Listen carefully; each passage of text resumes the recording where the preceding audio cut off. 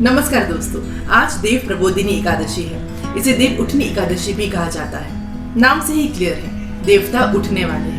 माना जाता है कि इस दिन भगवान विष्णु 4 माह की लंबी निद्रा के बाद जागते हैं और इसके साथ ही सारे शुभ मुहूर्त खुल जाते हैं। शादी से लेकर गृह प्रवेश तक जैसे सारे मांगलिक काम आज से शुरू हो जाएंगे। आज के दिन भगवान विष्णु के स्वरूप शालिग्राम का विवाह तुलसी से कराया जाता है। एक संस्कृत कहावत है, तुलाना नास्ति अथैव तुलसी, जिसका अर्थ है जो अतुलनीय है गुणों में वह तुलसी है। तुलसी के गुणों को जिसे दुनिया ने आज स्वीकार किया है, हम भारतीयों को युगों से इसका ज्ञान था। तुलसी को औषधि पौधों की रानी भी कहा जाता है, द क्वीन ऑफ हर्ब्स।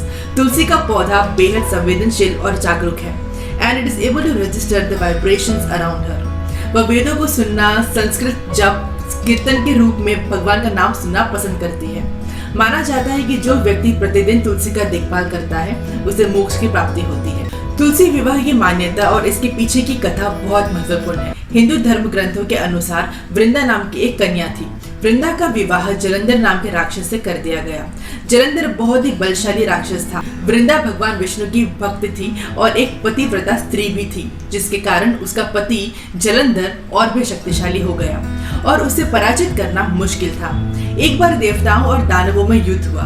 जब जलंधर युद्ध पर जाने लगे तो वृंदा ने कहा, स्वामी अब युद्ध पर जा रहे हैं, आप जब तक युद्ध में रहेंगे मैं पूजा में बैठकर आपकी जीत के लिए अनुष्ठान करूंगी, और जब तक आप वापस नहीं आ जाते मैं अपना संकल्प नहीं छोड़ूंगी। जलंधर तो युद्ध में चले गए और वृंदा व्रत का संकल्प लेकर पूजा में बैठ गई। तब भगवान विष्णु जलंधर का ही रूप धारण करके वृंदा के महल पहुंच गए। जैसे ही उसका संकल्प टूटा, युद्ध में देवताओं ने जलंधर को मार दिया और उसका सिर काटकर अलग कर दिया।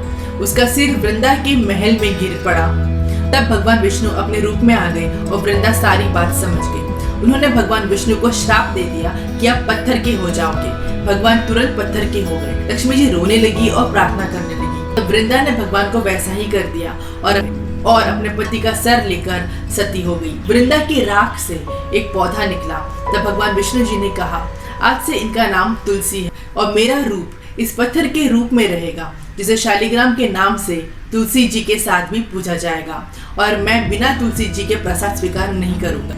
इसलिए तुलसी का दूसरा नाम वृंदा भी है। और तुलसी का विवाह शालिग्राम के साथ कार्तिक मास में किया जाता है। देव उठनी एकादशी के दिन इसे तुलसी विवाह के रूप में मनाया जाता है।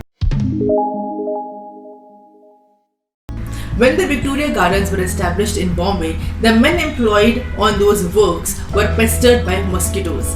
At the recommendation of the Hindu manager, the whole boundary of the garden was planted with holy basil, on which the plague of mosquitoes disappeared. In the year 2008, Uttar Pradesh Forest Department and Lucknow-based Organic India Private Limited planted 1 million tulsi saplings in the vicinity of Taj Mahal to protect it from the environmental pollution damage.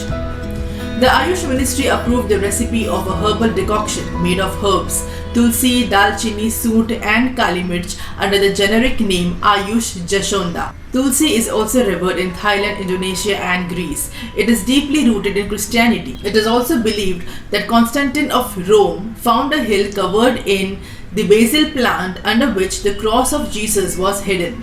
In Italy, basil symbolized love. When a lady left a pot of it in her window, it was a signal that her lover was welcome. When British came to India, they were plagued by mosquito menace and hence planted tulsi and neem all around their bungalows. They called tulsi or holy basil the mosquito plant. In Romania, a young man was considered to be engaged if he accepted a sprig of basil from a young lady. Remember, when you pluck the leaves of tulsi, use your right hand while holding the branch in the left hand, taking care not to break it. So while plucking the leaves of tulsi, you can recite a mantra, which is Tulisyamrit Janmasi Sada Tvam Keshav Priye Keshavarth Lunami Tvam Varda Bhav Shobhne, meaning that to worship the Lord Keshav, I am plucking and collecting your leaves. Please bless me so that my worship obtains success. Similarly in Gujarati we say Sona na tulsi Rupana Majhar हूँ तोड़ू श्री कृष्ण ने काजे, which also means the same thing. अगर आपको video अच्छा लगा तो please इस video को लाइक कीजिए और शेयर कीजिए और मेरे चैनल को सब्सक्राइब कीजिए. धन्यवाद.